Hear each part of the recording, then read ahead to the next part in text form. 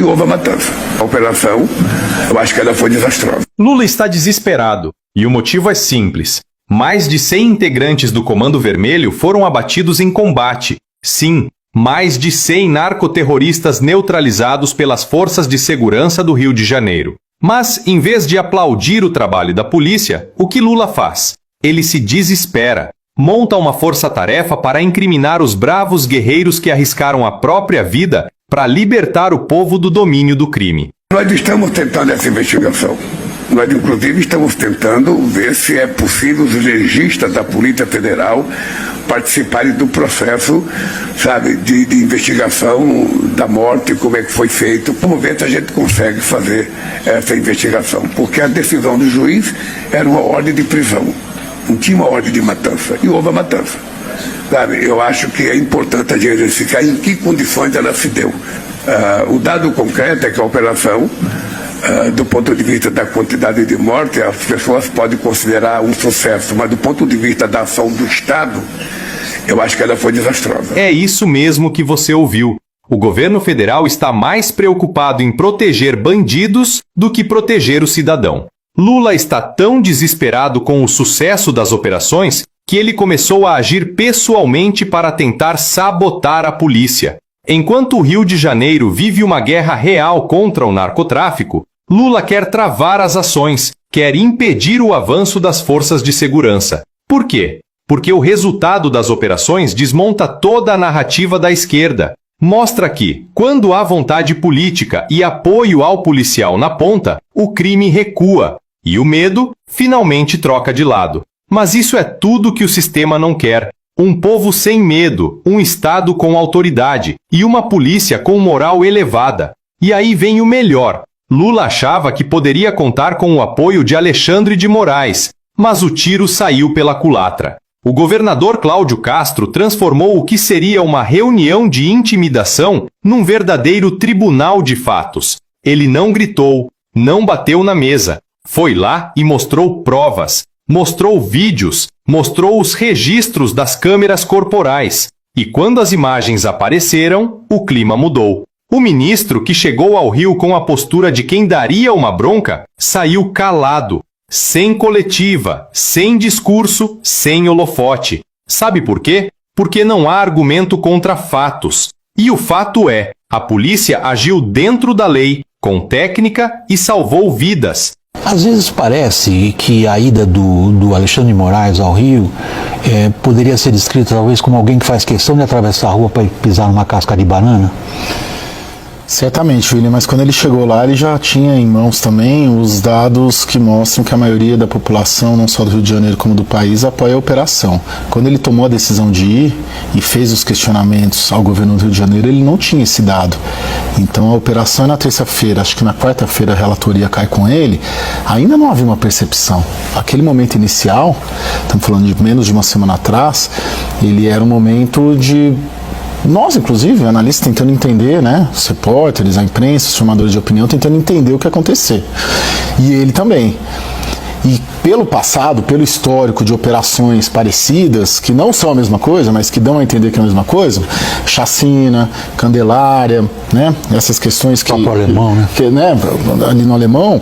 Então houve ali um proativismo do próprio ministro Alexandre de Moraes de tomar a frente e falar, poxa, isso aqui é mais um escândalo nacional, é uma chacina. E depois viu-se que nem era a mesma situação de confrontos anteriores, da polícia com moradores, inclusive, era uma guerra, né, num morro entre polícia e bandido.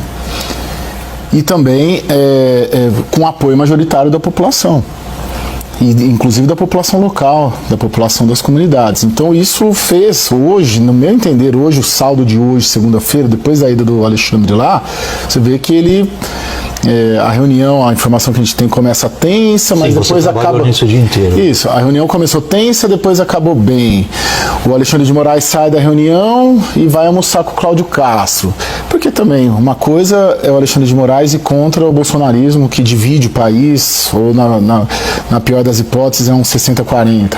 Outra coisa é ele contra uma ação que tem apoio de 70% a 75% da população. Aí fica mais difícil para ele e expõe, não só ele, como o Supremo Tribunal Federal também. E o que a gente vê nas redes o povo de bem, aplaudindo o governador Cláudio Castro. Apoio popular maciço, aprovação subindo e, claro, o desespero no Planalto aumentando. Agora, com a popularidade de Castro crescendo, o sistema reagiu. O TSE resolveu julgar o governador. Coincidência? Claro que não. É o velho jogo da intimidação. Eles não conseguem vencer nas urnas, então tentam destruir no tribunal. Mas o recado já foi dado. O povo está vendo. E cada manobra dessas só expõe ainda mais o estilo mafioso de quem transformou a política brasileira num balcão de chantagem. E para piorar, o processo corre no mesmo TSE que até hoje finge não ver os abusos do sistema.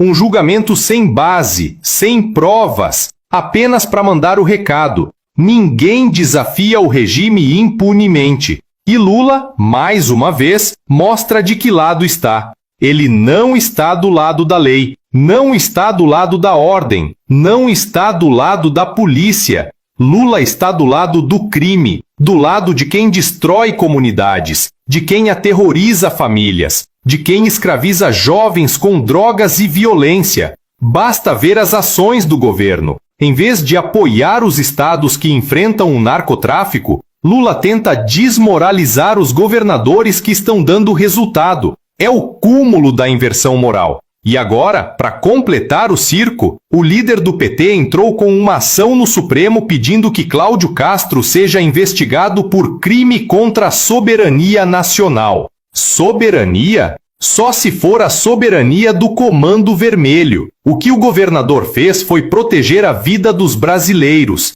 restabelecer o controle do Estado sobre o território. Mas, na cabeça deles, o território pertence ao crime, e quem ousa intervir vira criminoso. O discurso é tão absurdo que parece piada. Eles inverteram completamente o significado de soberania. Para eles, soberania é deixar o tráfico mandar. Para nós, soberania é ter coragem de combater o mal. E tem mais, esse desespero todo tem motivo. O governo Lula teme uma intervenção internacional, especialmente dos Estados Unidos, que já vem monitorando o avanço das facções brasileiras e sua ligação com o tráfico internacional de armas e drogas.